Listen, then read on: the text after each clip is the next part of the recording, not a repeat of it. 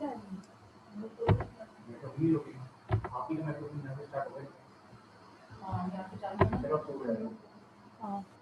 आवाज जा रही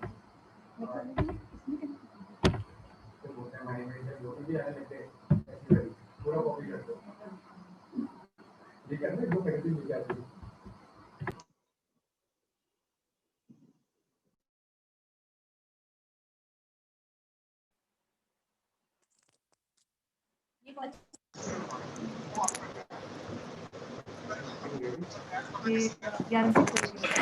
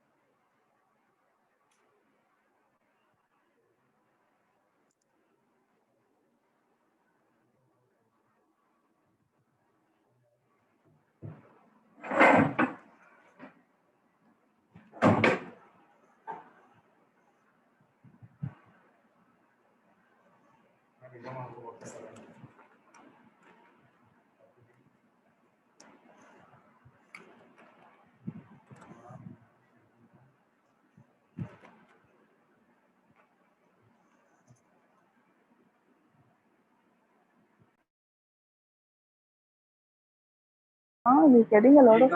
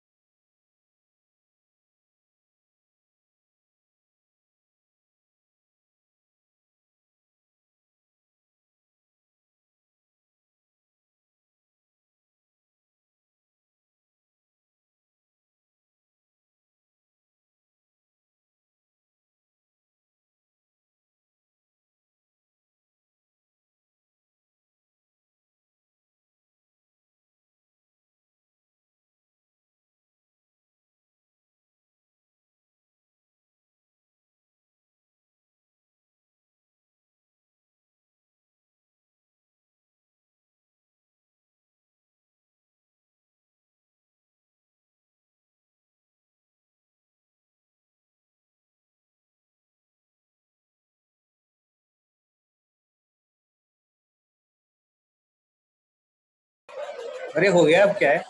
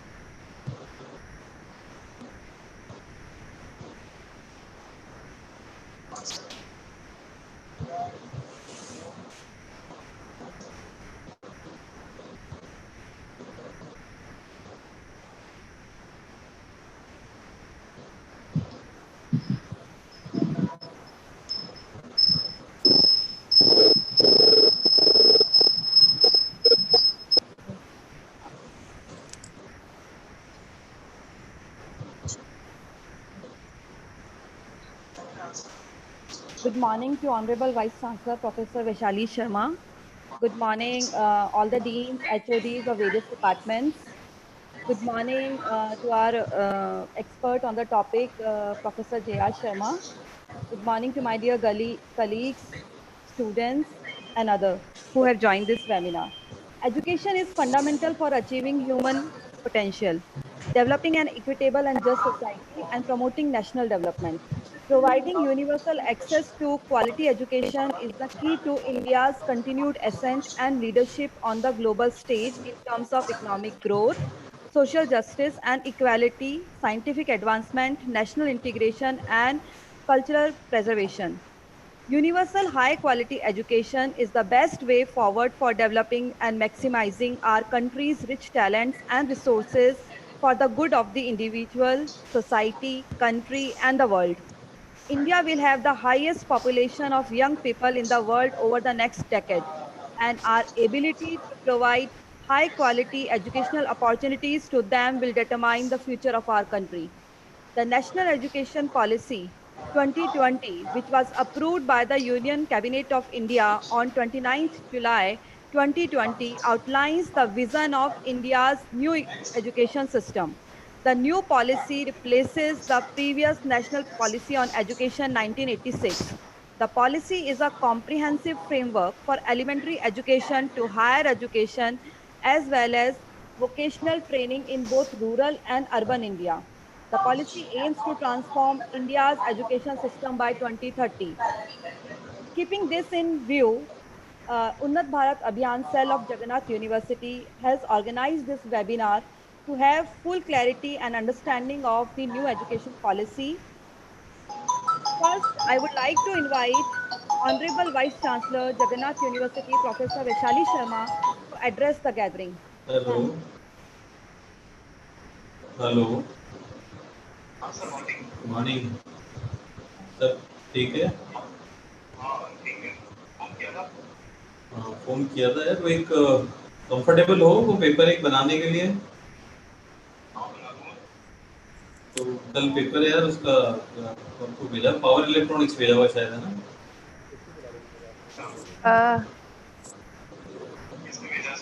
Namaskar to our revered guest for the नहीं, मैंने day नहीं भेजा, पवन जी का आया हुआ and है पावर इलेक्ट्रॉनिक्स का पेपर, शायद नितिन को our मैंने कहा था फॉरवर्ड करने eminent के लिए, speaker for the day. या फिर पवन जी को ही बोला था मैंने। पावर इलेक्ट्रॉनिक्स का ना कल पेपर है, देख लो अगर हो कंफर्टेबल तो ठीक है, नहीं है मैं फिर दूसरा इंतजाम करूँ।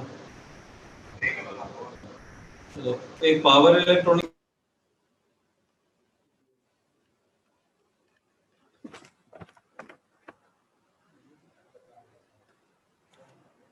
I'm sorry for the disturbance.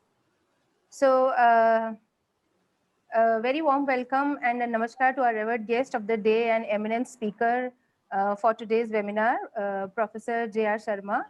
I must say that our very own Professor J.R. Sharma, Registrar Mr. Tanmay Patnaik, Deans and HODs of the faculties, learned colleagues and participants from the fraternity who have joined us through social media platform. So a very warm welcome and a very warm good morning to everyone. On behalf of Jagannath University, I take the privilege to welcome our guest who's very kindly consented to spare his time for his expert deliberation, and that too on a very short notice. So thank you very much, sir. I would just like to brief about Jagannath University for the participants who are from other institutions and who have joined us. The Jagannath University has been established in the year 2008 by State Legislature Act, and it is also approved by University Grants Commission. The university has also been accredited with the NAC, National Assessment and Accreditation Council, and it is also the member of Association of Indian Universities.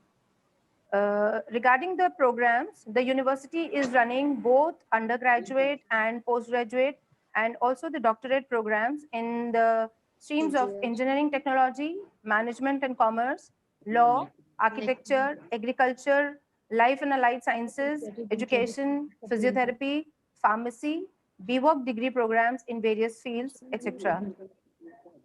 So all the professional and distant education courses in the university are run with the approval of regulatory bodies. Bar Council of India, Council of Architecture, National Council for Teacher Education, Pharmacy Council of India, Distance Education Bureau, etc. So coming on to the webinar's theme today, it is basically on national education policy.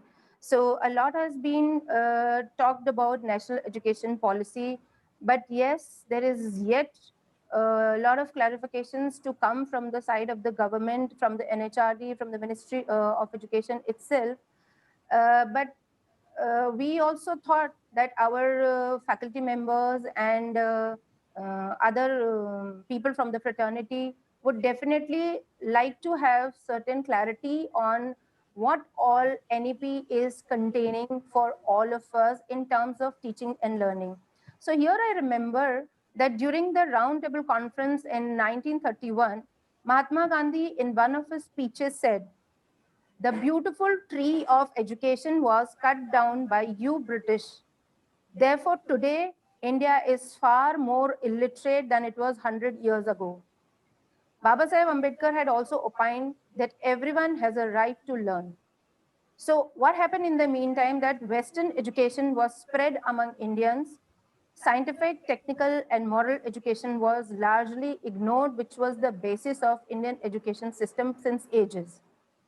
The Indian reformers believed that to keep up with the times, a modern education system was needed. And as we all know, change is only constant. As our young nation strides towards development and advancing our capabilities globally, it becomes imperative to take inspiration from our ancient heritage and cultural values to transform the existing status quo with a modern and futuristic approach.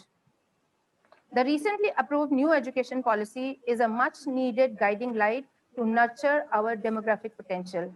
And in this light itself, the UBA cell of our university has decided to come up with a webinar to get more clarity, more light on this national education policy and how it is going to affect the higher education institutions in this policy. So I must really congratulate them for organizing this event. And once again, sir, Sharma sir, I would welcome you heartily for presenting and coming up and sharing your expert deliberations with all of us.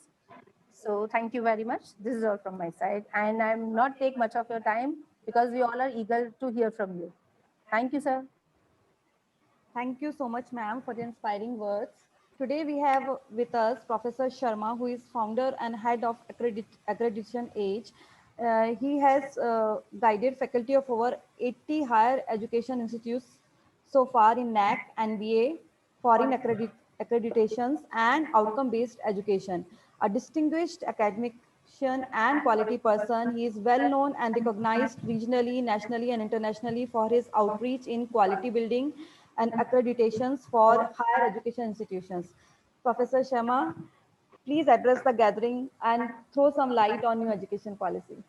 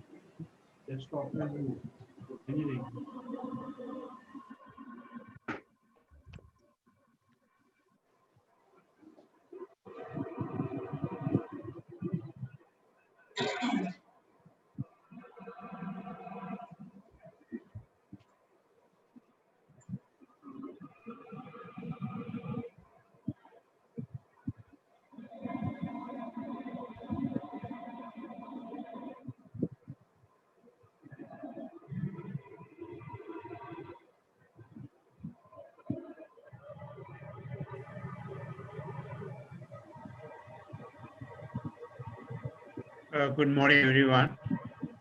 I hope I heard and seen as well.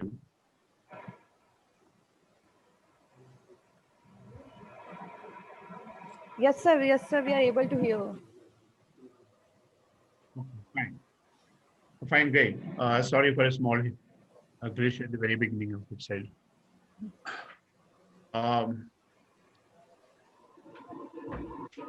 At the outset, I would like to thank the Vice Chancellor, Professor Vishali, uh, for having said all good words for me and having given the introduction to something which is the today's topic.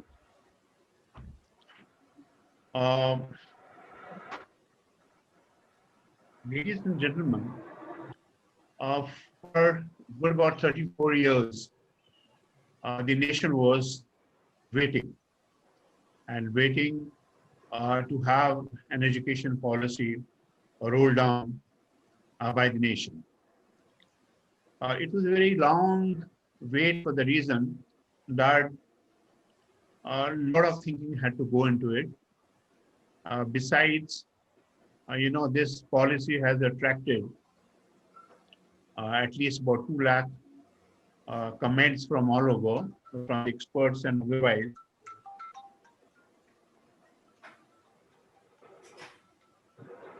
And besides, a lot of thinking has gone into by the architects of the policy. There was a great yawning gap between what was desired and what was prevalent. I'm glad that the architects of the team have done extremely well in getting the action absolutely bang on. There's a good amount of thinking which has gone into it. A lot of the research has gone into it.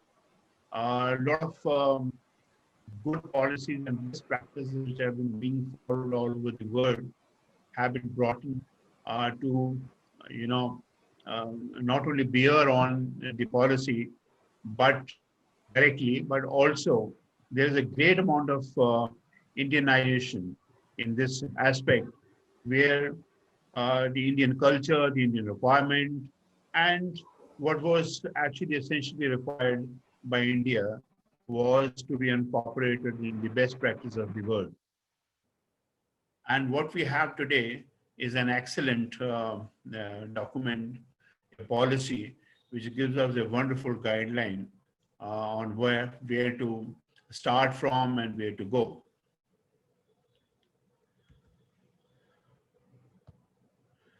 As you see,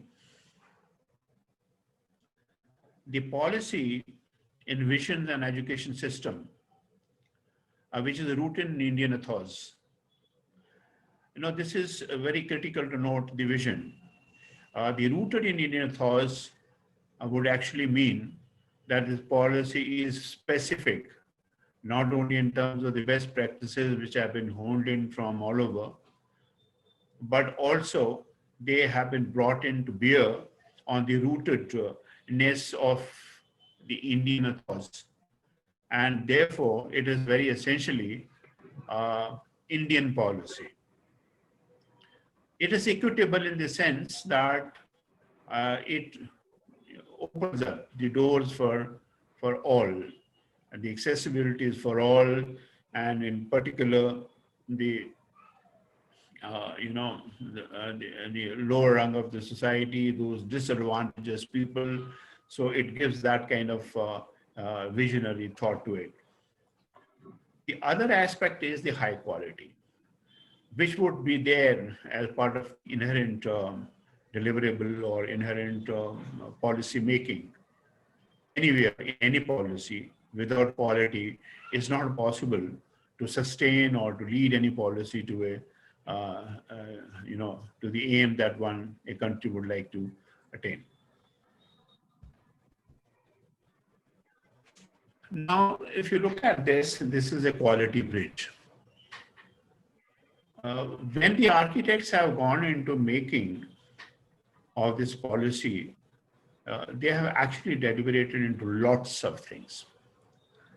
They have seen what is the requirement of the nation, what is the initial requirement, and how this policy would be a holistic policy that shall deliver on its objective.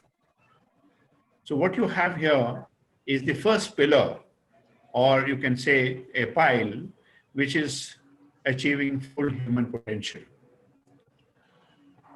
This aspect has been given a great deal of importance for simple reason. When a student enters into an education system, he or she has a lot of dreams, and those dreams would need realization. And this can be best done through a well-shaped policy whereby the cognitive abilities of a student are well recognized at the very outset, and then the required fostering of talent is done. The student is given the whole platform or a full liberty इसका to full do screen नहीं होता है क्या? whatever the student would like in terms of the aspiration the student has. So the platform is wide open, and therefore it caters for almost everything that a student would like, from multidisciplinary to having its vocational courses, or get into the STEM part, which is the engineering and the science part, and can go anywhere and everywhere. And therefore, this first pillar has been put into place with all the necessary potential a student would like to gain in his or her career. The second most aspect is the promoting of national development for all. Now, this is very essential, because if it is a national policy, then all that the potential of individual is gained. After all, that individual is going to use his potential first for his own growth and the growth of the society and nation. And therefore, everything which is done with the due care that the national agenda is also taken care of. The nation also develops along with the policy, which means the promotional aspect of Indianization would have to go down in the internationally community, what India and Indian people are looking to become. So it's all those aspects of promoting national development in the world has been catered for in this policy. The third aspect is the equitable and just society. So this aspect has also been kept into mind by the architects of this policy, that let all that development of both individual and taking the nation to the world for recognition for and for advancement would also have the element of the just society, equitable and just society. So all those courses, programs which make individual a very responsible citizen and his holistic development has also been catered for in the development of equitable and just society. The last part, and definitely not the least important, is that we are all today citizens of the world. And hence the problems which the country faces, they have somehow some relation with what is happening around in the world as well. So the problems of the world are to be addressed, and therefore, be it climate change, be it pertaining to various issues concerning the conflicts that are taking place, the peace, the equality, the world progress, and everything that happens in the world will also need to be enshrined in our education policy. So if you see the whole education policy, which is developed into these four major piles or the pillars, would lead Indian youth, which is almost 350 million Indian youth, over the bridge to the destination where India would be on its ascent to the global leadership. This is, I think, very education policy which has been made. you can see the number of areas which have been addressed, and this is how the policy has come up. This is only for your ease of understanding.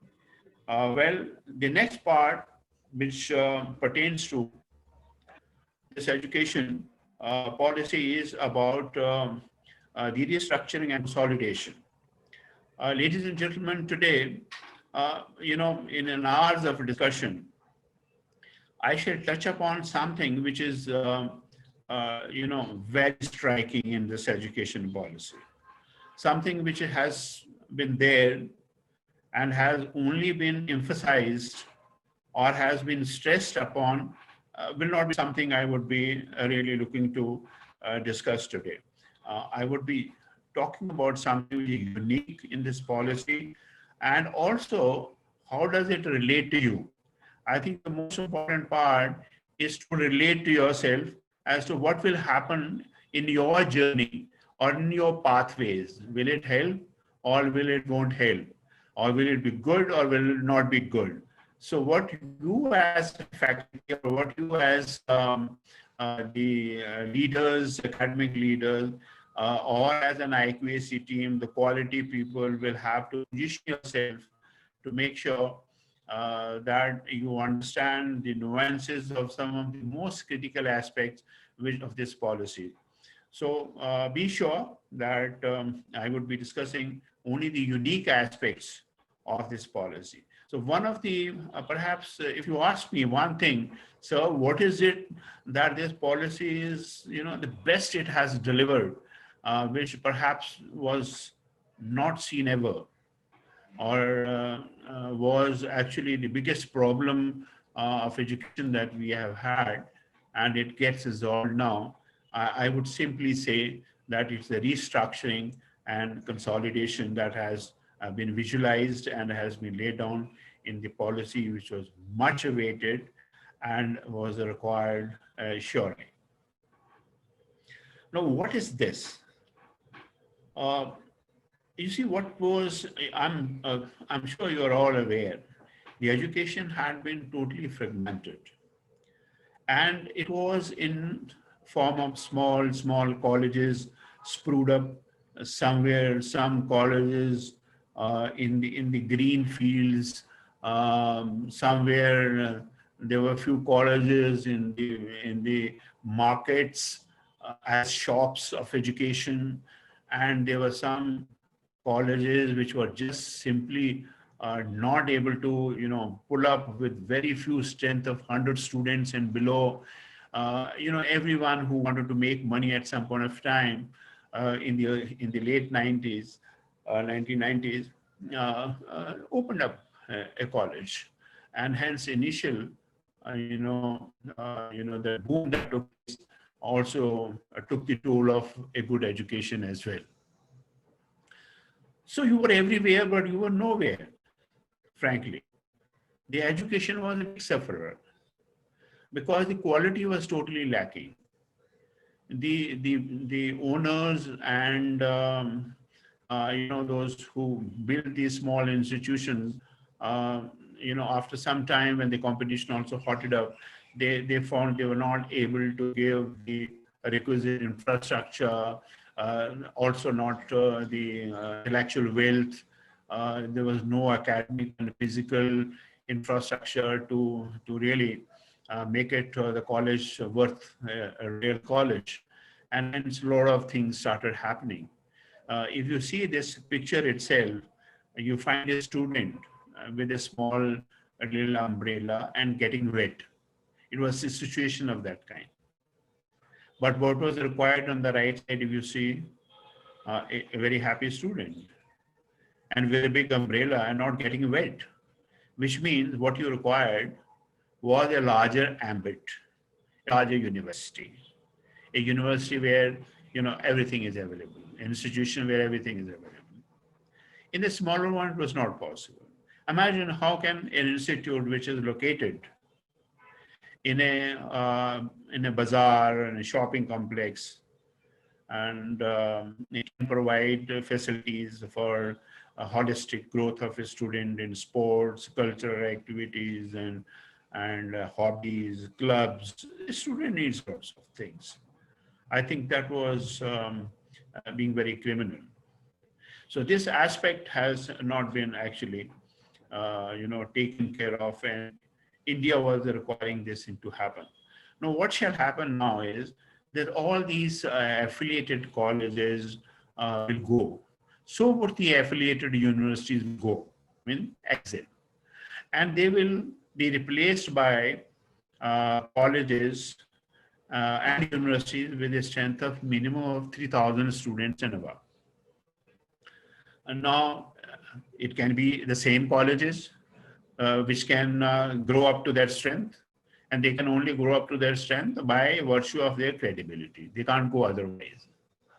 So either you be vanished and melted into something else, be a constituent college of a university, or you graduate yourself to a higher with 3,000 strength to a college which is a bigger college. The choice is yours. And it shall happen in the next 15 years. Now, in 15 years, all these institutes and colleges who are not able to pull on decide whether they wish to be in one category or the other. If they want to become a 3,000 students college and all, they will have to smart out. They'll have to do well in every aspect, what an institution should be, and then also get accredited by NAC to be considered as one. The next aspect was that the silos, the silos were in terms of institute which were all by themselves, standalone institution which teach only the MBA or PGTMs. And then there were other institutions which were only engineering institutions. So these silos which were there and which were making students quite constrained in terms of not becoming a well-rounded personality or a citizen or a person, will be now gone because you have so much of a liberty now to be doing what you wish to do in terms of multidisciplinary attainments. If your college, say for example, was only engineering, you had no option. You just came from home to do engineering alone. But if the same college had something about arts, something about craft, something about dance, something about anything, then our management, then obviously you have a number of choices. So what was actually felt all over the by the architects, and which is prevalent all over the world, is that you have variety of options to undertake whatever you wish. Like, so you have something major, you think core, but then nobody stops you from having something minor, yet another major. So like in, MIT is primarily known for engineering, as you are aware of, but they do have multidisciplinary aspects of learning and the course. And some of the aspects or some of the courses which they don't have, they have a tie-up with the Harvard University, and they send their students for to the Harvard University. They don't have to pay anything. They just move to the Harvard University, do their courses, and come back. So this is an arrangement which all over the world have. Now this is no more there. I would request all those who are listening to me, in case they are muted, please mute yourself, because there's some sound which is coming which is disturbing. May I request people to please mute and not have a conversation being done. And if you find somebody else who's watching them, please ask them to mute themselves. चार काम है, तीन तो बोल, अरे theory plus practical मिला के तो है, सेपरेट थोड़ी है. Yeah, can we? Is somebody listening? Please mute yourself. Okay. Right. Now, there's another benefit which is seen of a big umbrella that you see, that you have all kinds of interaction with the scholars and peers, that you can make communities of that, which is not possible in a small, a little dinky little institution, which is only teaching one,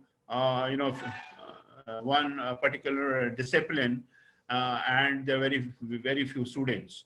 So that part is also, taken care of.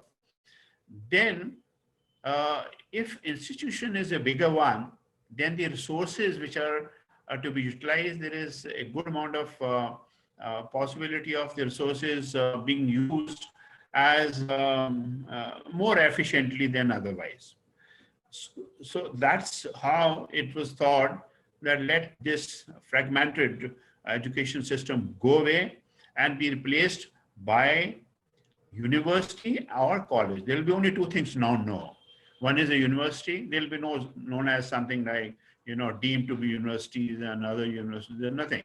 It will be only one definition of a university or a college. And in universities, you will have either a research intensive university or a teaching intensive university. So research intensive universities would be having more of a research to be done, at least about 60% of research to be done, whereas they shall also have multidisciplinary programs with them. Similarly, the teaching will have, intensive will have more of the teaching aspects, but they will not be devoid of the research at all. So research continues to be a common thing, only thing emphasis would be more. So it is also, again, if you see, it's this interesting practice has been taken from abroad, some of the finest universities abroad. If you see the QS ranking, there are almost 1,011 such universities which are only research intensive universities. Which is why you find, various universities of the world are in the first 200 ranking, for the simple reason that they have laid a lot of emphasis on the research which continues to drive the ranking the world over. So India, once it has the research universities, research intensive universities, then it will be great. Most of these research intensive universities will be public university, which is the government university. And very few would be the private universities as well, the one who really deserve or wish to go for a research intensive university. Is only the United States and Japan which has this concept of even private universities going into for research intensive. Otherwise, in rest of the world, as far as I know, it's not.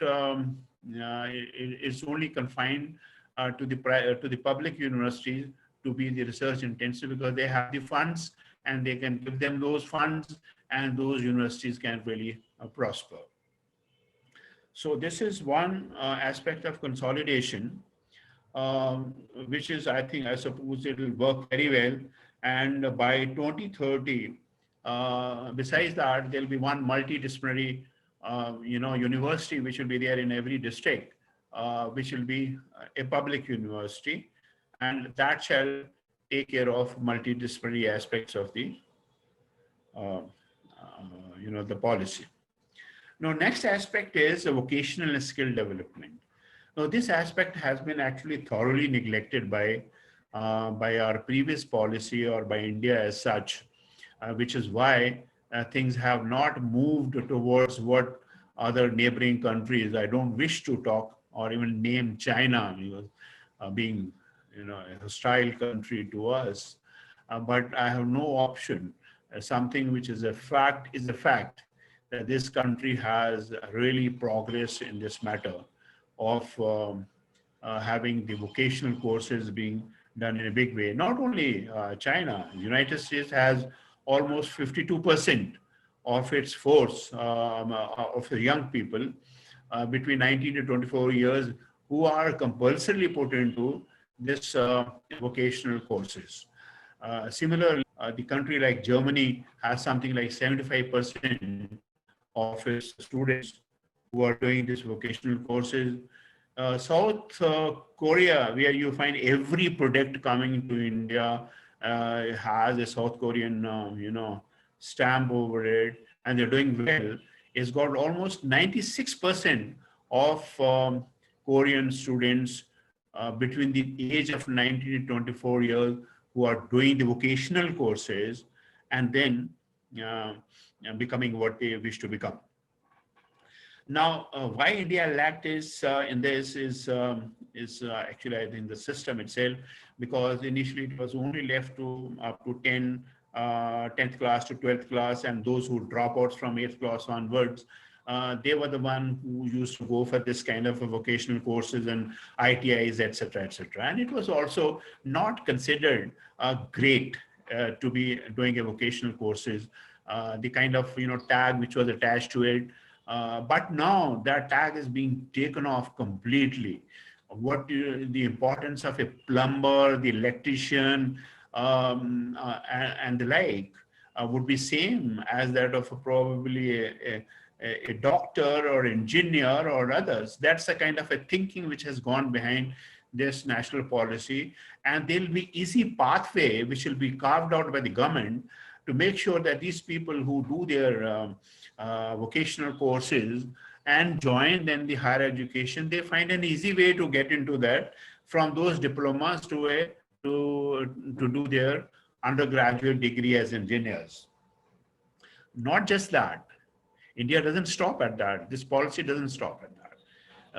They want that even higher education institutions should undertake this vocational courses right at the very beginning. There would be certain courses or programs which will be there pertaining to vocational one, and you'll be asked to exercise your choice if you're good at one or the other. So this is what is a takeaway by you today, that please be sure that your vocational courses are coming into your higher education, that you will have to start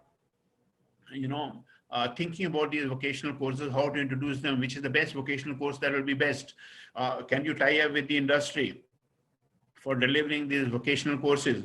Can you have some kind of a skill-based, skill labs in schools as well as in your higher education, which will give you a strength to deliver a particular course?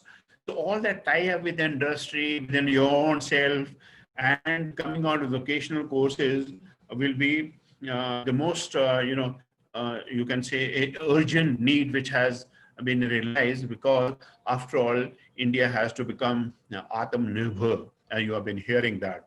And there's a race for it, that by 2025, rest of the thing you would have seen that this education policy expects you to do in 2035 or 2040. But on vocational courses, they say by 2025, we expect that 50% of the students between the age of 19 to 22 years shall have some kind of vocational courses being adopted or being trained for. So this is something which has happened for the first time, and hence is a very important aspect of this policy, which cannot be just wish-washed away. Be prepared to run and also get your students skilled in these courses. This is going to come very strongly. Next aspect is multidisciplinary. Now, this multidisciplinary is also the highest policy recommendation by the architects of this new policy. So from where it has come? It has come from the interdisciplinary need from the ancient Indian university of Takshashila, Nalanda, and others. And because India was so famous at one point of time, where hundreds and thousands of people from India and abroad, they all came to these universities, and there was a multidisciplinary learning. Some would learn about yoga, some would learn about Indian culture, some would learn about science, art, and everything. So what India was famous at a certain point of time in the ancient history is something is being really you know, brought back, being brought back very, very strongly in India. And I think the brainchild, you know, this is really a brainchild of the Prime Minister of India himself, who has gone through this policy twice himself, at least. He may have gone for more, but what is in the knowledge, at least he reviewed it very thoroughly twice. And the multidisciplinary aspect of getting the Indian culture, the Indian arts, in the liberal arts, has been very much thought over. And also not just India, as I said again before, that in that India again has this the world universities adopting the multidisciplinary aspect very strongly. So what initially was in the science, technology, engineering, and management, all of emphasis, now that emphasis is not only pertaining to the STEM, the emphasis is now on various other courses which are going to come very strongly for India, and be prepared to launch them in your institutions. You know, institution will be asked to launch these things by 2030,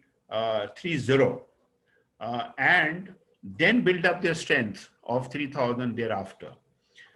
So it's a good time to think on those lines as to what all interdisciplinary programs and courses you would like to introduce in your own universities and colleges beyond what you have. I think something which the government would expect you to do is the liberal arts.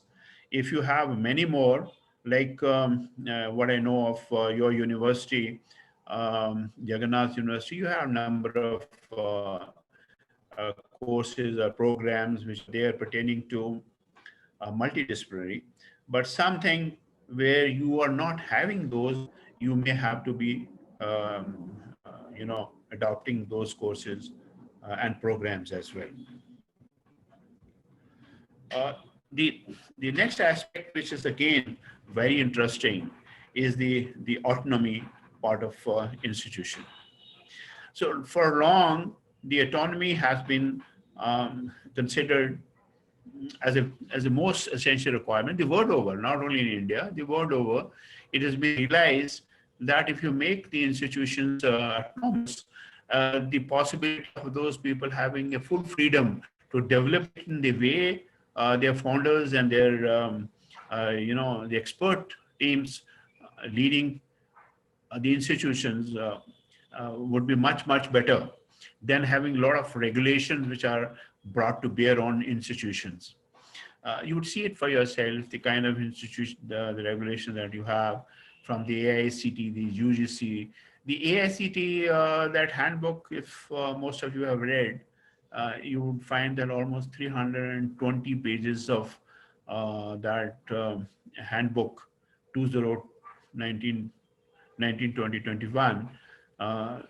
And very small words written there, and so many of regulations. You can do this, you can't do this, you'll have to do this, you can't do this. Likewise, there are a lot of regulations of the UGC also, which are unlimited ones. And, you know, that's something which was also worrying the architects of this policy, and they thought that it would be better that institution be given a graded autonomy, whereby they are able to finally feel free to launch any program, you know, open any campuses, off campuses, other than what the university is, launch an ODL programs, all of that. But this autonomy is not going to come just as you wish to have. No, it will be attached with your credentials, and your credentials would be judged by the NAC grade. Basically, National Accreditation Council will have NAC and may have NBA. NBA might well not be a compulsory one or a mandatory one, as per the draft of the policy was there, you know, which was circulated earlier on, running into more than 400 pages.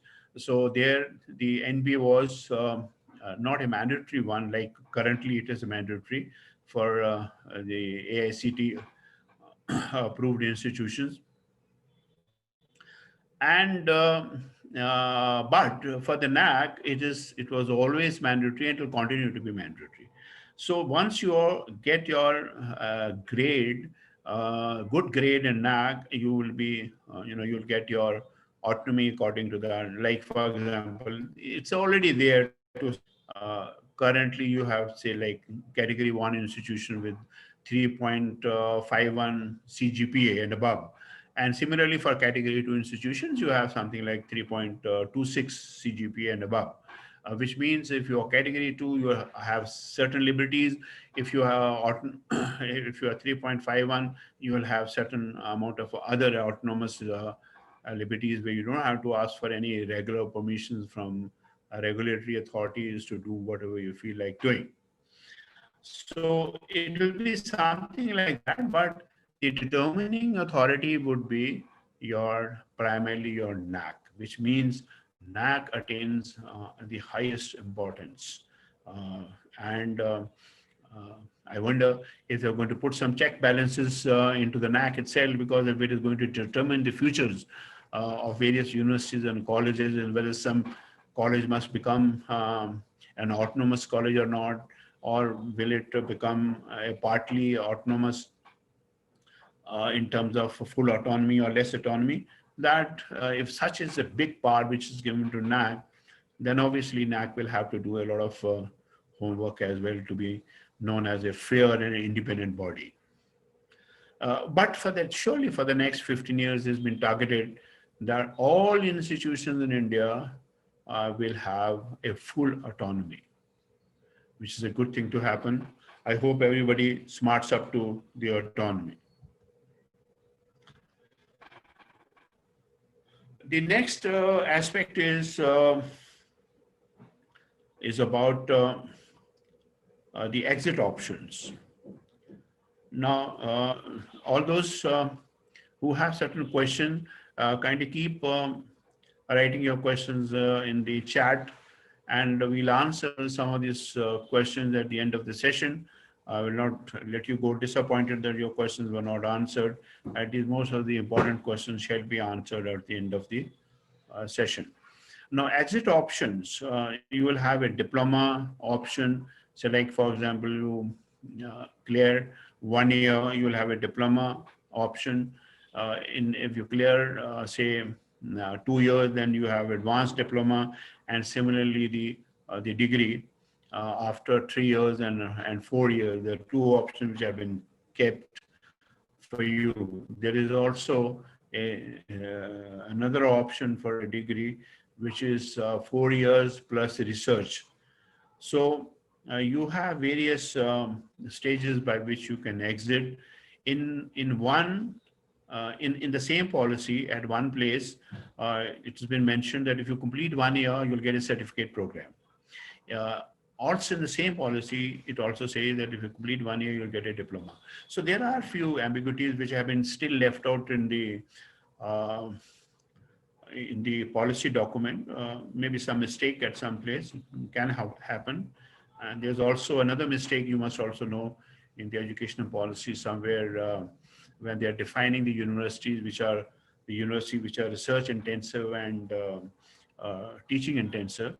So once they copied it down perhaps from the draft, then the copy paste was not properly done on the policy. As a result, they have not been able to define in this policy document what is supposed to be research intensive university.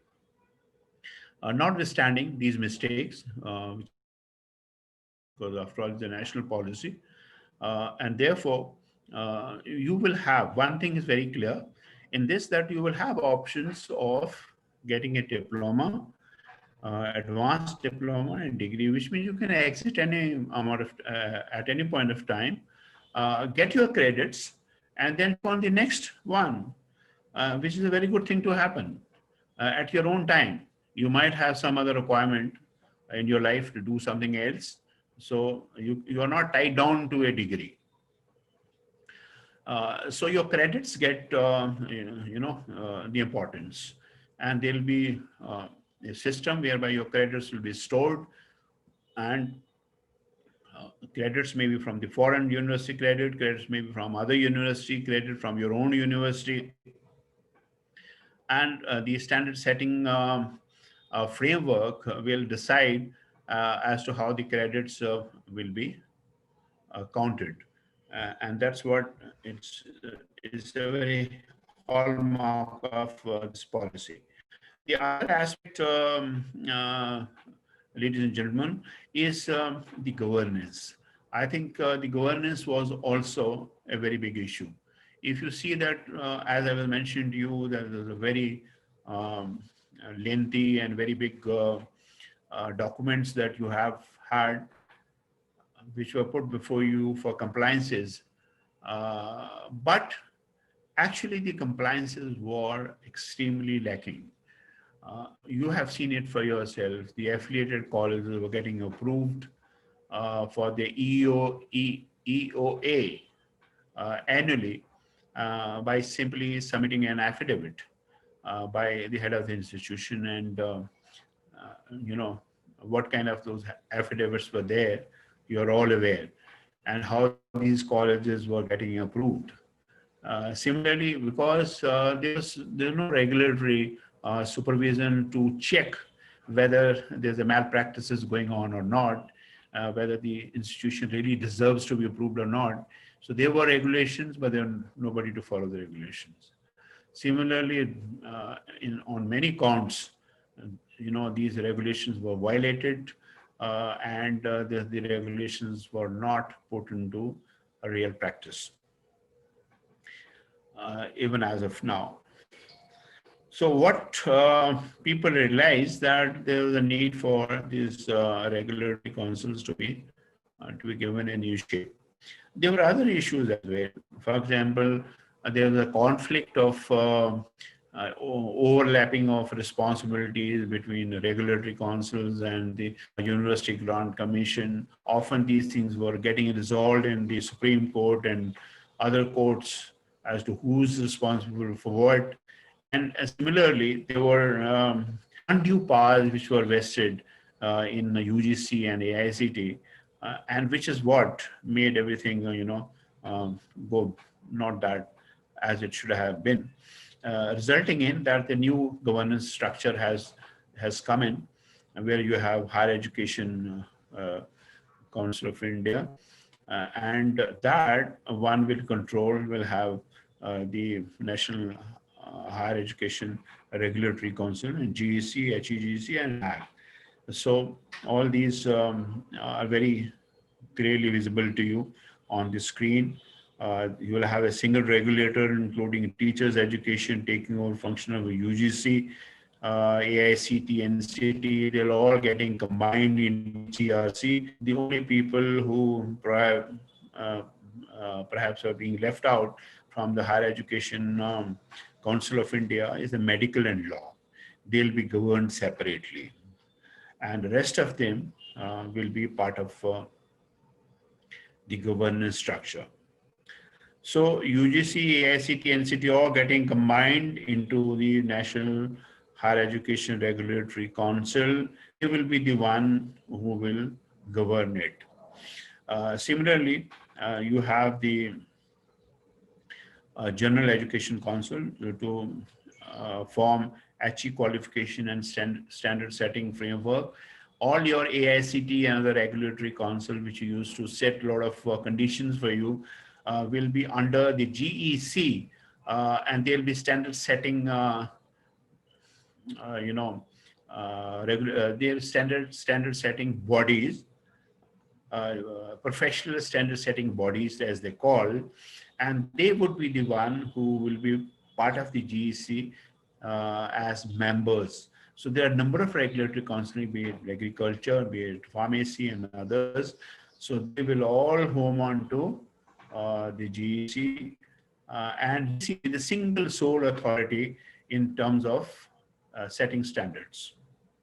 Similarly, there will be a funding grant commission, and that Higher Education Grant Commission will have a lot of funds with them, but all those in the private institutions, universities don't go for much, because these funds are largely going to be in the domain of the public and the government universities and colleges. Yes, there is something that you can go for is in the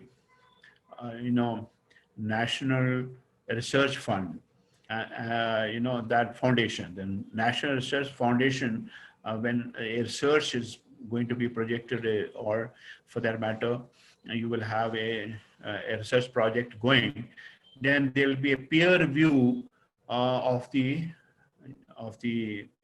project, or the plan that you have. So, which will be fair, and any good project will have a success, chances of success of getting funding done. It will not be, ignored. That's something which is going to be definitely a positive thing to happen. Being a peer review taking place of those various projects that you may be submitting. The accreditations, NAC accreditations, it will have other accreditations, maybe NBA accreditation under the National Accredited Councils, and will have some bodies which will be independent body. So in the NAC, you will have independent bodies which will actually accredit the institutions, and those bodies will be supervised by NAC. So that's how this will go on. I think something which is one of the most striking things that has happened, and which is really transitional, is the coming in of 100 universities of the foreign top, 100 universities descending on Indian soil very soon. And these are the universities which will create a lot of competition amongst our universities and their universities. Besides, there will be a lot of student exchange and faculty exchange. A lot of benefits will accrue out of it, both for students, faculty. We'll discuss that as slightly later. But this is something great that has happened, and after a very long time. So I think one has to be very gung-ho about what is going to happen in the realm of foreign exposure of our students and faculty in the times to come. So the new quality reforms, as we continue, currently there's a very big shortage of, which is 34% shortage in faculty today in India. So the PhD norms have also been eased out, rather made easy, which means that if you have even a 4-year degree plus research, with research, that means you have a research project in the 4 years, then you can also apply for your PhD. So it gives more leverage, more platform for more people to apply for PhD. Then there are other PhD norms which have been developed, that these are the people who are going to also actually teach in the universities and colleges, taking the credit courses, and they will be also evaluated according to that. So it's a good thing. Some of those interesting things have come for the PhD, and few institutions teach in the local language in the disadvantages area as of now. Say like, that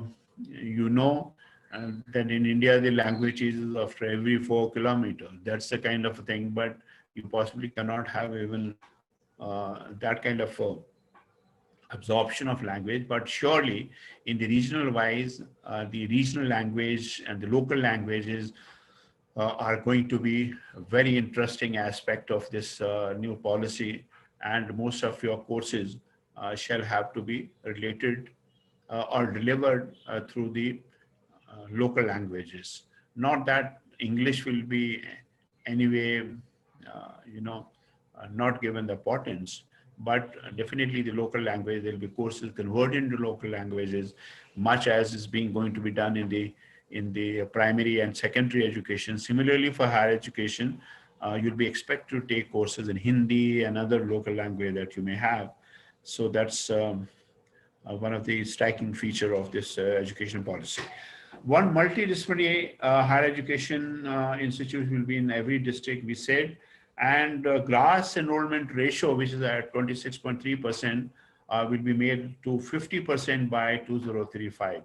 It's a very ambitious target, ladies and gentlemen. It may not be possible to do that because it requires lots and lots of other things. You need to open up number of institutions, new institutions.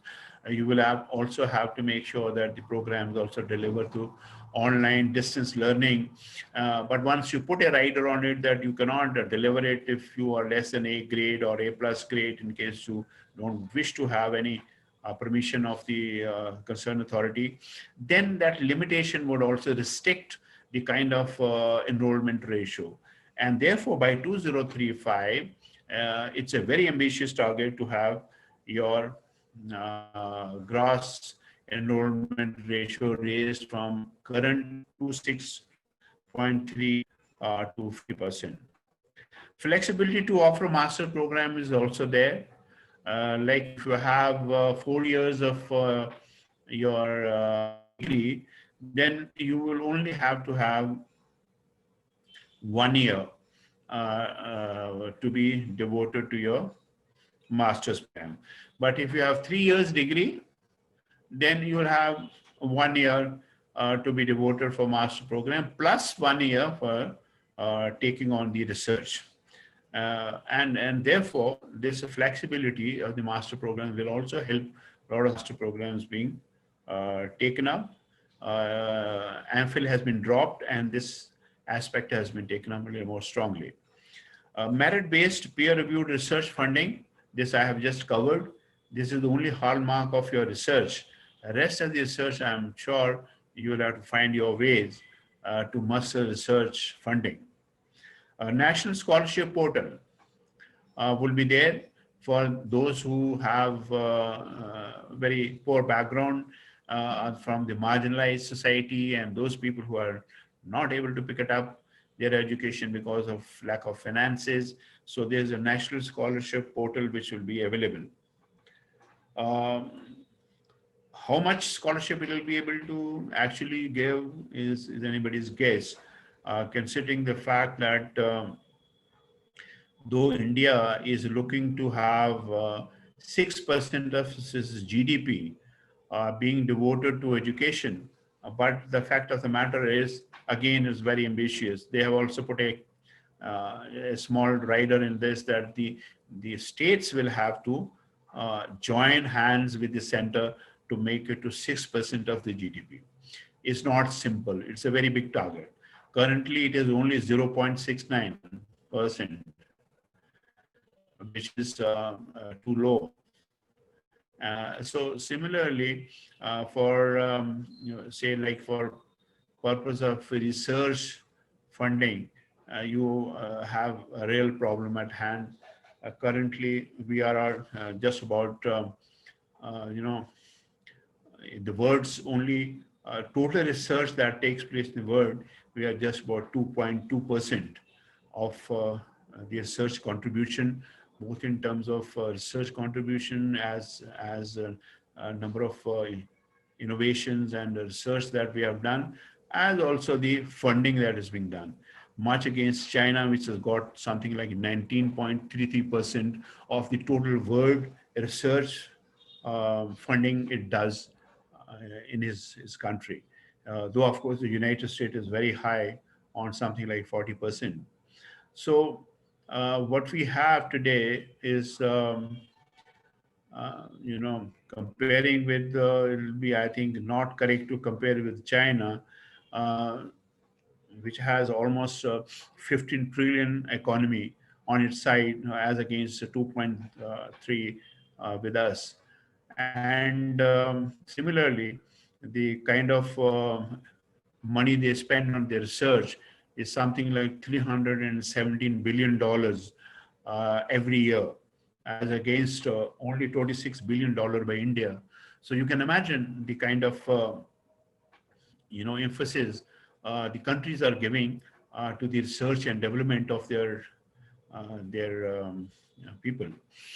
Plus, you know, the what they do is that they have the talent search, the very strong department of talent search in China, and as a result, they ask those students who are those who excel in talent to they send them abroad.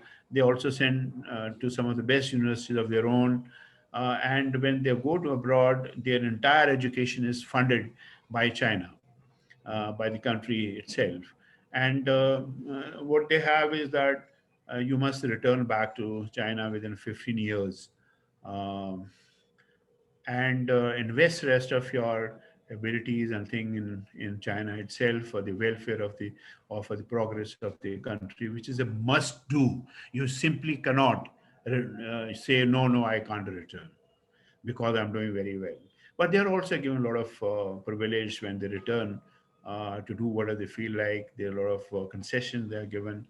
Unlike in India, only after 15 years, you have got only 7% people returning back to India. And where you have 100% people returning back to China with all their knowledge and wealth from outside. So there are a lot of things need to be done. Quite is already being done by this government, but I suppose quite more besides this policy needs to be done to make sure in terms of funding the students, in terms of funding the research and development, in terms of having the GDP to real 6%. If it becomes 6%, it'll be great. Because after all these countries, were not that great a few years back. It is only the kind of emphasis of funding, talent search, getting them trained abroad that things happen. Okay, not to get disappointed. Things are looking very bright with this quality, with this new policy, national policy, and I'm sure. Let's believe in the government that it will deliver 6% of its GDP towards the education. The another problem with us is the teacher training institutions, which are nearly about 10,000 of that. So there was a research which was carried out, not research, actually there was a committee which sat down to find out as to what the devils are teacher training institutions, and they found out that a number of these teacher training institutes are in a very bad shape. They are producing teachers who are not worth teachers. And they are the one, actually, there are a lot of institutions actually selling the degrees with money. So if that be so, and that was done by Justice J.S. Verma's commission in, I think, 2013. There is a need the policy has said that all these teacher training institutions shall have to come up to the standard required, or they will have to vanish. They will also have to become multidisciplinary. Besides, there's a very interesting thing for all of you in the higher education, that you shall also have to be running your teachers training institute, courses or programs in your institution. Brace up for that. How would you run for your UGG undergraduate training for your teachers? So sooner or later, you'll be asked to do that. So this is one area which is pretty bad, but now this policy is directing it to happen in a good way, and they expect that by 2030, all these institutions must brace up and get going with their courses, with the programs, get accredited and become good. So, as I said, university will run its vocational courses of BEd also for 4 years, and vocational courses Curbing commercialization of education is another thing which is being very clearly mentioned. I think they will set out certain compliances. You know, you have some mandatory disclosures which you normally do. But what happens was that some universities used to do some mandatory disclosures and some won't do it. Some institution would do it, some won't do it. Some would do it wrongly also on the website, and hence there was nobody to check what is there. But now there's a very interesting system which has come, that you will have governing boards which will be fixed by the expert committee, though of course approval will be done by the governing board themselves as to who would be there out of the suggestions or recommendations made by the expert committee. And they are the people who will be made responsible, personally made responsible for the disclosures on your website, and whether the disclosures are correct or otherwise. So this is the kind of governance which is going to be very strong. They say it will be, uh, you know, uh, a pretty tight governance. It will be lean but tight. So that's how it is. So peer-reviewed research funding, as I said, is very low. It has to increase. Then independent board of governors would be there, and disclosure, we talked about it. And from 4.3% to 6% GDP would be there. Now you have all IQAC. Your IQAC have to brace up now to the new challenges for this. So what is that? You can do is you can reimagine the need for the change and develop a plan, vision, mission would undergo a change. You know, there are a number of colleges and universities which have to undergo their change in vision and mission. For example, you know, every institution will be multidisciplinary. But if you said in your vision that to excel in engineering and alone, and that was it, you will have to probably restructure your vision and mission. So see it what you need to do, and develop protocols for roles, responsibilities, feedback, and expected actions.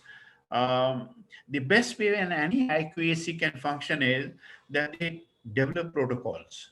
You know what protocols is all about? It's what you do it, COVID-19 protocol number this, which means what you can do, who will do, when will it be done, whose responsibility, and whose responsibility to close.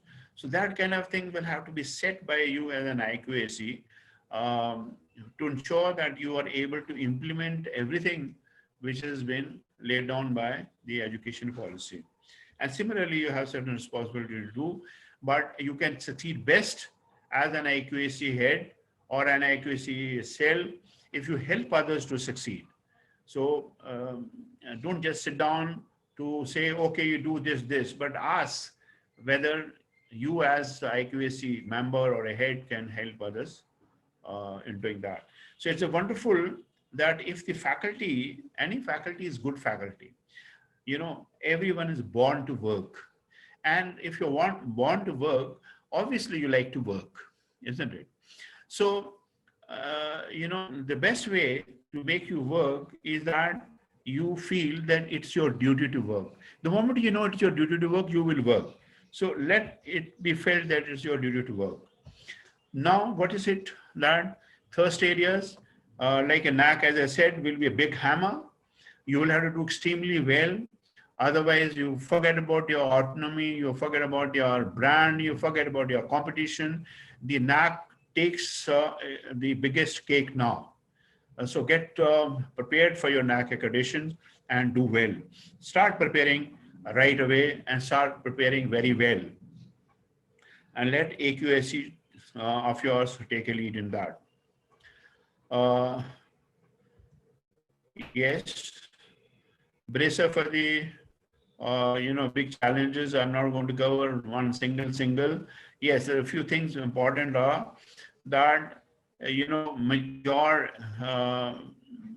new development of technologies and others in terms of machine learning, artificial intelligence, data science, and healthcare is not something which this new policy has forgotten about it. Please be remembered that this is something which they expect all universities to introduce. Not only that, they want that the master's program, the PhD be done on these new areas of learning, technological learning. Similarly, agriculture programs also need to be boosted up quite a bit. Currently, the admission in agriculture programs is just about 1% of the total admissions in India, which is rather very concerning. And there are only 9% of the universities which are agriculture university. So once India has to become what it is, Atmanirbhar, then the emphasis on agriculture will also have to increase many, many folds. And so there will be emphasis in the agriculture as well, and there will be a lot of support for agriculture and making agriculture technical park, which the universities will be asked to take full advantage of.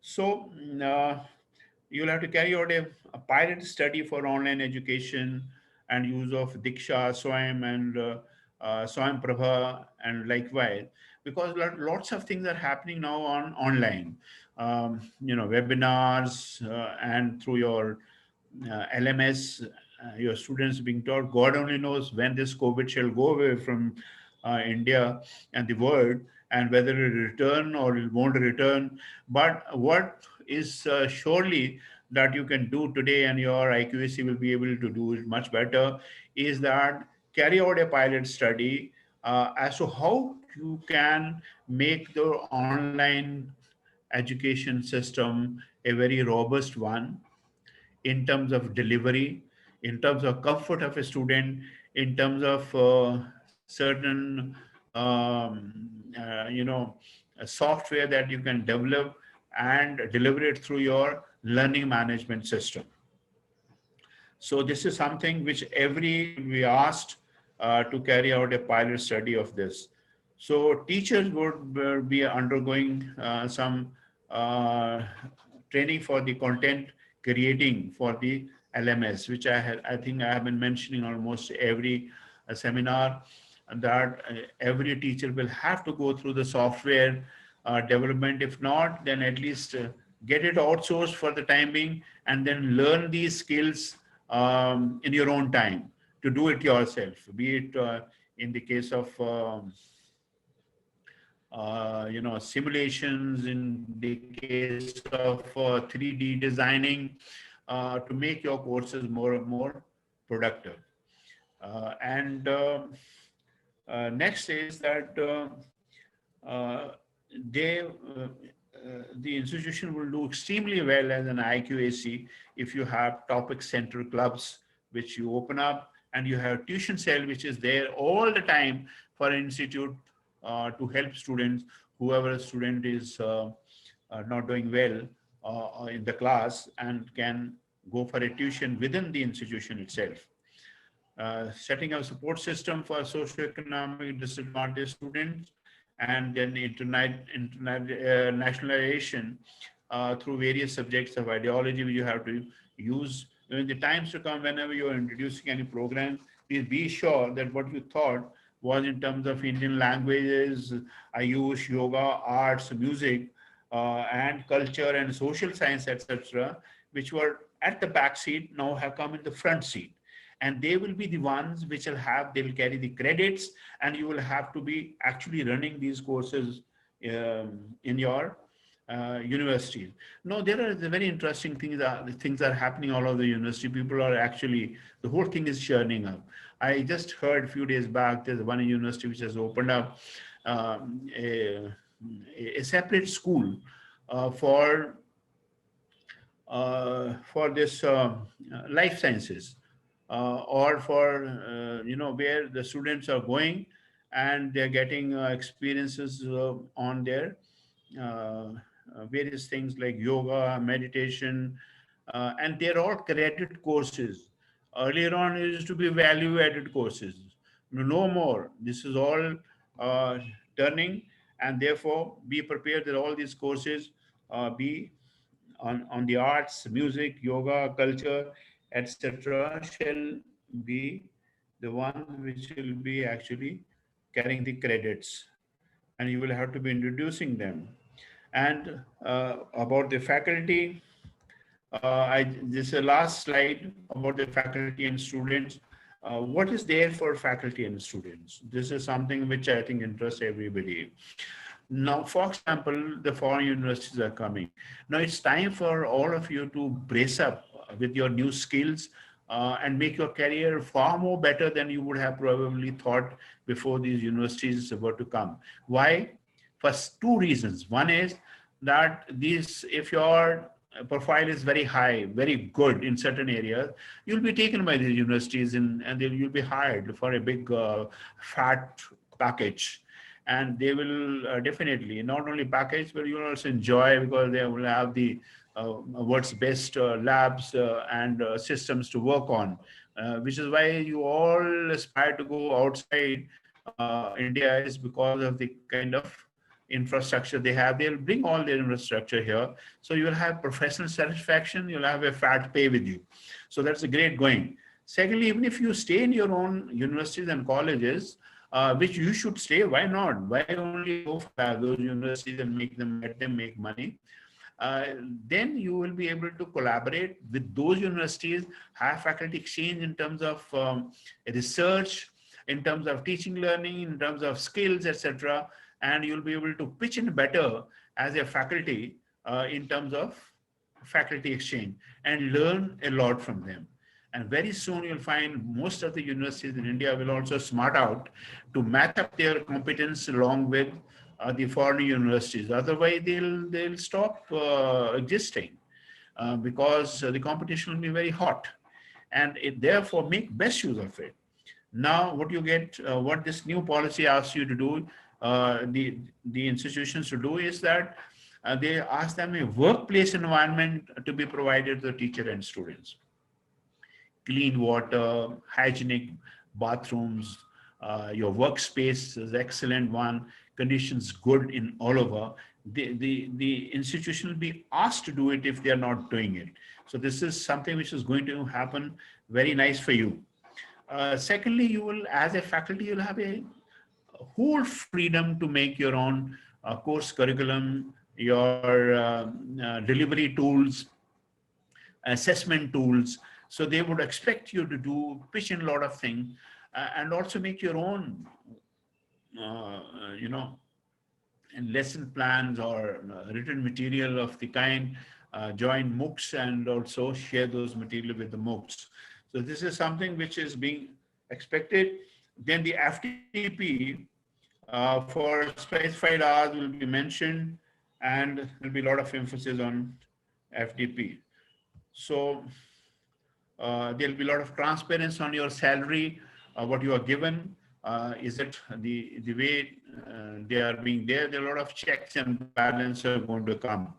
So expect experience of a state-of-the-art labs in the foreign labs, which we discussed, and you will have a comfortable teaching hours. Like you could not be driven for more than certain amount of hours in a day. All those new norms are going to come up. One thing which I just forgot in the speed with which I am conveying all these things to you is that all these policies which have been there, whether it be AICT, whether it be UGC, whether it be any other regulatory councils, except for law and medical.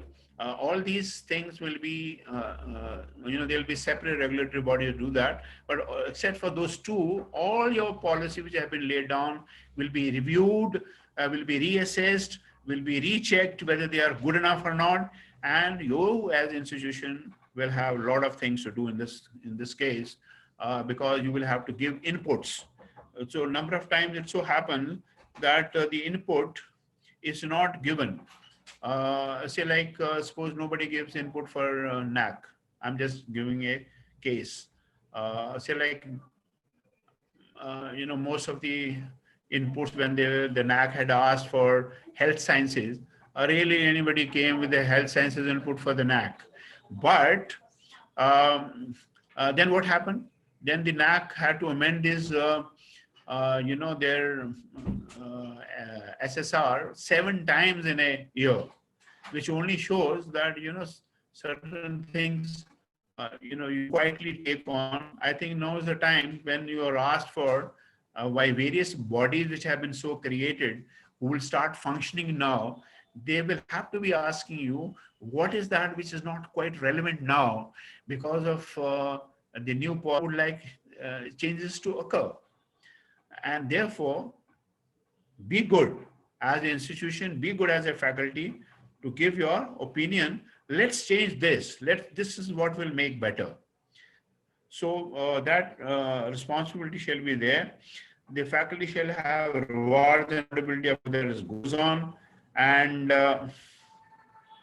likewise, then there is how you should go around doing your various work, the 9-step work which is required as per the new policy. What are your roles? I think this PPT could be shared from my side so that you can have a look-see at what are the various steps you need to follow in implementing this new educational policy, point. I think I might have exceeded more than 1 hour. Yes, I have. It's, I think, 1.5 hours. So, well, actually, this was quite a big thing. Therefore, I was wanting to cover as many important and salient points for there. I would be very happy to take on some of the questions if you have. Yes, sir. We have received some questions from our participants. One of the questions which I have received from Ms. Sakshi Sharma, she's asking how change in education policy will change in the way we study. So what actually the changes are to be made by the students? So how they are going to study now? Because that is also new for them. We are talking about teachers, faculties, but what about students? How they are going to change their way of studying? Their way of study, how will they change? Yes, this is the question asked by Ms. Sakshi Sharma. You're okay. Doesn't matter. You please repeat the question again. I would be happy to answer. The question is how change in new education policy change in the way the student should study, right? Because the students who are studying for a quite long time, they have been asked to study in a particular way, in particular manner, particular fashion. Now they have to change their way. Who's asking them to change their way, the way they have to study? The new educational policy is making some structural changes in terms of programs being, the thirst lines on which the education will be delivered in various institutions. Now, as long as the students got to be learning in the same way they have been learning, the education policy is not changing their way of learning. In fact, the education policy is only emphasizing how a teaching and learning could be made more effective by the teachers themselves. In the current times, when there's an online teaching going on, as I said, you will have to, as an institution or as faculty, will have to have a pilot study being done whether the kind of teaching that is happening by the institutions in terms of online teaching is effective, not effective, whether they would require some kind of experiential learning, how that experiential learning shall be co-opted into this online learning system. After all, a student would like to learn in campus, and online learning is only a supplemented aspect of it, which means, there is no substitute at all for only going through your online learning. The student now for the last few months have been learning only online. If the question is that how this online learning can be made better, and how new ways could be devised, I think that's the thing which I have also discussed in this, that the new policy expects institutes to find out ways and means to make sure that student is not hard pressed only by way of online learning, but also given a certain amount of exposure to, say, simulation learning, learning uh, by way of seeking the presence of the institution to the workplace where they can perform their, say, internship in a manner so that they are safe. They can come to the institution, say, only those who wish to come to the institution, and also learn in a very protected environment of doing things in practically in the labs and workshops. So this is something is the only thing that has to be worked out by the institution. The conventional way of teaching and learning has not been will not get impacted because the new education policy has come in. It only refines. In the whole world, there are only set ways of teaching and learning, and which is the classroom teaching, also teaching substantiated by online learning. Um, so, and that's it. And then, of course, experiential learning, which will continue to be refined by the teacher, by the institution, and make students learn the way they are learning, but in a far more and far better refined way.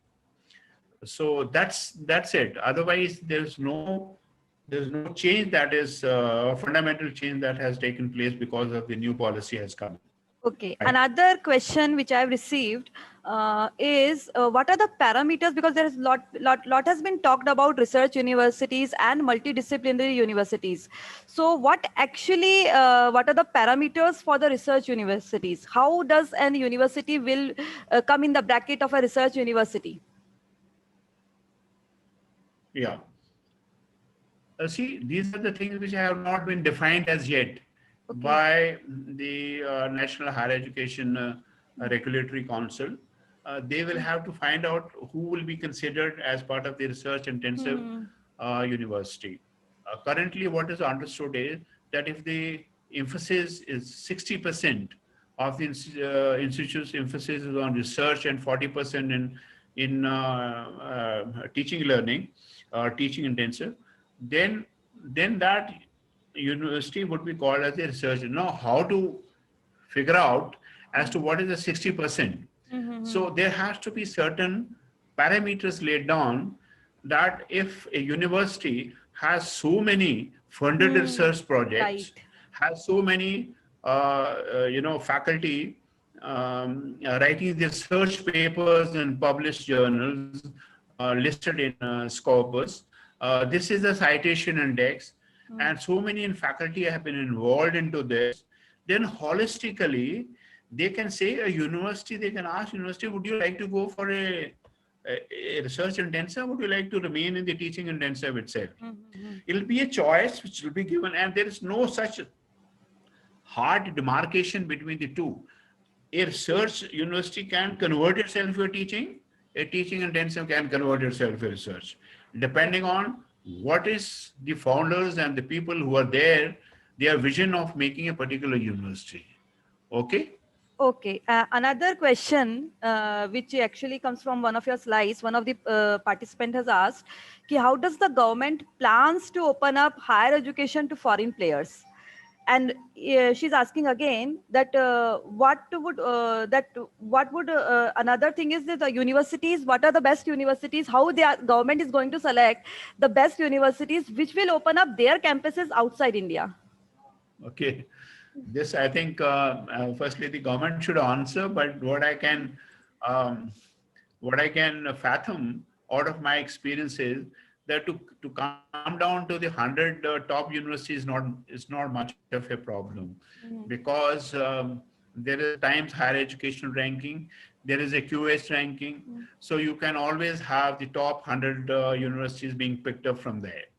So that's very simple to get what are those 101. Secondly, how will the government invite them to do? The government will decide how will they invite them to do. First of all, they have to make a policy Right. to make them comfortable in India, how India can assist them in setting up their campuses, how India can help them getting the land. Will they require some kind of a collaboration with the university here, or will they be all independent? All these things are matter of details of the policy which the government shall decide. But it is very much written in the policy that the government shall facilitate, the word facilitate is there. Government shall facilitate them. So Okay. that's a kind of a facilitation they would do. Some of the top university might simply say, sorry, we are not opening up, okay, Okay. in India. But I think everybody will like to open up in India because a huge market for education. Right. 350 million youth all waiting in wings to join. Okay, and look at the number of students who are going abroad and studying in US. If everything US comes into India, who Right. will not like to do that? So I think in every matter, this is how the selection of top 100, as I said, no problem. And secondly, facilitation by government is absolutely very much there. And then I think what was the third dimension of the question? Is how our universities, Indian universities, how they are going to select the best universities which can open up their campuses outside India. Uh, uh, Acha, okay, I have already answered that. Okay. Right. Okay. What else? Another question is, there is so much of the focus in the new education policy on technology based learning, on Just online one learning. second. Give me 1 second. There's one fighter aircraft on top of me. Just 1 second. Okay. Okay. Okay. So Okay.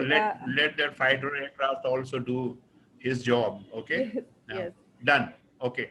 Okay. One more question which has been asked is, there is lot of focus on technology based learning in the new education policy, online learning, online platforms, you know. But do you really think that that can replace the classroom learnings or classroom teachings of the faculties and the interaction between faculties and students? Well, I already answered this. There is going to be a word of blended learning. Okay. It will never be one online learning Hmm.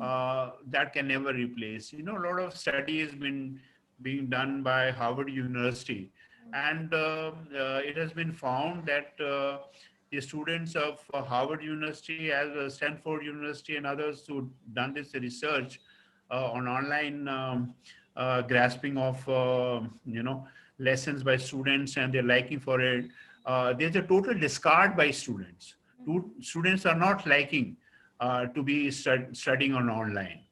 Right. So be sure it's going to be a blended learning, wherein a lot of learning would be in classrooms, and it'll be supplemented by online learning. But yes, given the situation that is now prevailing, more and more universities are becoming very smart in arranging for their online learning, both in synchronous and non-synchronous methods, which means um, live teaching as well as something which is already prepared material, and they put it on their Right. LMS or on the website. So both are becoming, what will attract, like it also has some linkages with some the earlier question, sir, how the new policy wants students will change and all. Right. Right. What will actually change? A new policy is not saying so, but what will actually change is that if you have some of the finest material being made in a most in a method and in a way which the students like to be taught, not that you want to teach student. So if the student loves that particular thing, and you have made your content, which may well not be a live one, and you put it there, non-synchronous, then you will attract the student's attention for a large amount of time. But obviously, anything which is synchronous system where there's a live interaction, a student can ask questions and you can answer those questions, and you can also, the student can see other students also. That is very important because they have been seeing the students in their class. The comfort will be there when the students can see other students also. then the kind of comfort by a student will be very large and the learning will be much better. But it can never replace the classroom teaching in the times to come, except for certain subjects of computer science and data science, where perhaps certain experiments can even be done by online methods. Okay. Okay, another Yeah. question which I have received is, will the current 2-year B.Ed degree program will be discontinued after the 4-year integrated B.Ed is introduced? No, Okay. it won't be. It won't be done. There'll be both the options will be kept open, and it will not have that. Okay. Okay. One more Good question. question. Very nice question. Yeah. Okay, one more question is, a lot has been talked about experiential learning and vocational based learning, skill based learning from school to higher education, right? But do we really have that infrastructure in terms of faculties, teachers, and the schools and colleges? Are they really prepared for this? No, I think the question is very good question, Mhm. and really merits attention of the government and everybody, because skill courses cannot be just done. That's why the policy is also very smart policy somebody's made. They say, okay, our institution must liaise with the industry and make them as partners, collaborate with them. They will also have to collaborate with the national schemes which are ongoing in terms of skill imparting. So you will have to be collaborating with the various other, institutions, the industry to run these courses. You have to create an ecosystem in your own colleges and schools to make sure that there is a hard learning in this. Otherwise, it will fail, it will fall flat without the proper infrastructure, without the proper teachers who can teach these things. Because otherwise, it will become another joke Right. that this is not being done. Hmm. So, a good faculty, the faculty training will have to be also upgraded. You'll have to make expert people. If a plumber has to be taught, then there has to be a good plumber faculty Right. who is capable of doing it, which means you will have to spend a lot of money. The private institution should be prepared to spend a lot of money in creating those labs, workshops in their institutions. Otherwise, it won't happen. Okay. Even the Um, government will have to do. They will have to create central areas, central parks, skill parks, in which the right. students Correct. of universities and colleges can go and be hands-on there. Okay. Okay. Next. One question asked by Mr. Pankaj This is a very Sharma. nice question, like very intelligent questions are being asked. I'm glad. Very, very good audience. Three cheers for audience. Okay. Yes. What is Okay. the next thing? Swati ma'am has asked one question is about the research-based papers in final year of 4-year degree program.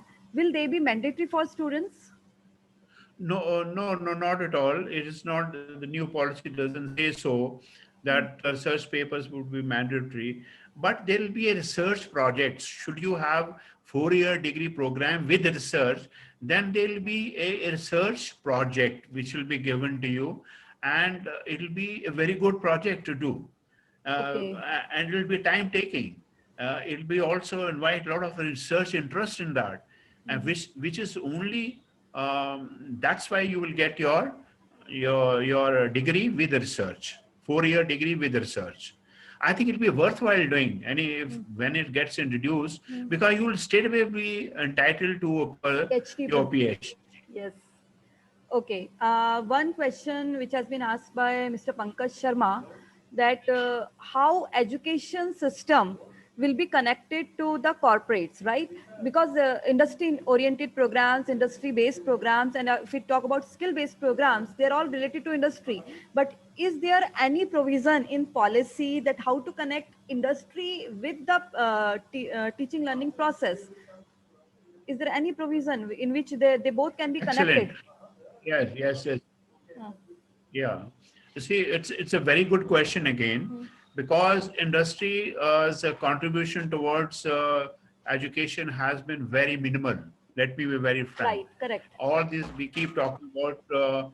We keep talking about industry, academia, collaborations and things like that. But they're all on papers.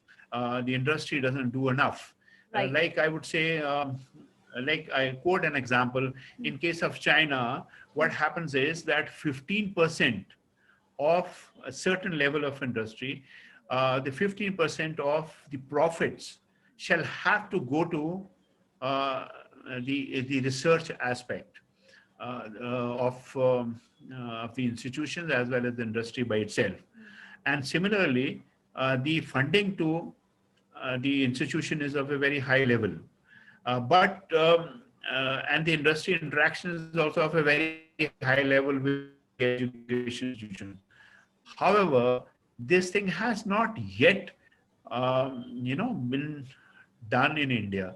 So there will have to be certain, I think, a um, long outreaching legislature will have to come, in which they will have to um, pinpoint, or you can say underline certain need for a minimum and contribution or indulging by industry with education system, to make sure that both get certain amount of collaboration. Currently there is nothing that expects them to do it, but yes, in the policy it is mentioned that they would be, the government will, the Right. education ministry will facilitate industry to collaborate with the institution. So it's a good thing. There's some light in the dark, you can say silver line in the dark, which is Right. there, and it is mentioned there. I'm glad you Right. asked this question. There is a mention there that the government shall do some kind of uh, you know uh, issuance of instructions to the industry in whatever form it would perhaps like to do for the collaborations of education with the industry. Okay. Thank you so much, sir. अभी right now these are all the questions जो कि बहुत काफ़ी हमको एक तरीके से आई opening थे, काफ़ी चीज़ें हमको क्लियर हुई. So thank you so much, sir, for your eye-opening insights on new education policy. I'm sure this webinar will give more clarity and understanding to the new education policy, and we would be able to implement it in a better way. I would also like to thank our Honorable Vice Chancellor, Professor Vaishali Sharma, for her kind support and cooperation to organize this webinar. I would like to thank our Registrar, Mr. Tanmay Patnaik, for his constant support and inspiration. I'd like to thank to organize these kind of things on a continuous basis. And last but not the least, I would like to thank our participants who all enthusiastically participated and responded very well to the webinar initiative.